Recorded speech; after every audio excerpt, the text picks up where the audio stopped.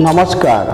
नवरात्र अवसर में पदमपुर खबर स्वतंत्र उपस्थापना शारदोत्सव कथार तृतीय दिवस आपण मान को स्वागत। जयंती मंगला काली भद्रकाली कपालिनी दुर्गा क्षमा शिवा धात्री स्वाहा स्वधा नमस्तुते। माँ जगज्जननी दुर्गांकर आज तृतीय दिवस माँ चंद्रघंटांकर पूजार दिवस। माँ चंद्रघंटा होती सदा व्यग्रा उग्रा एवं संतान वत्सला। माँ चंद्रघंटांकर मस्तक शोभायमान होची अर्धचंद्र।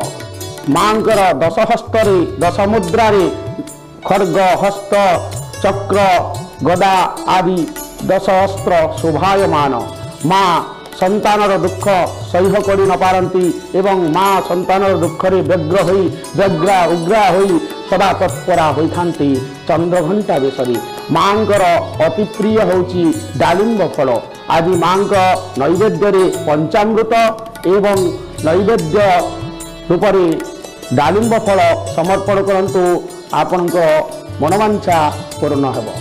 आज माँ जगज्जननी दुर्गांकर तृतीय स्वरूप माँ चंद्रघंटा।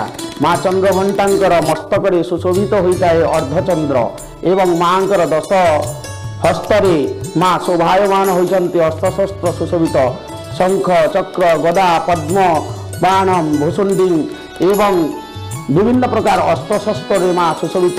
संतान दुख कष्ट सह्य न करी माँ व्यग्रा उग्रा होई आज सिंह बाहिनी रूप धारण करी संतान समस्त प्रकार दुख कष्ट को हरण करनी माँ चंद्रघंटा। जय माँ चंद्रघंटा। आसंता काली माँकर अन्य एक रूप संपर्क रे आलोचना करिवा। नमस्कार।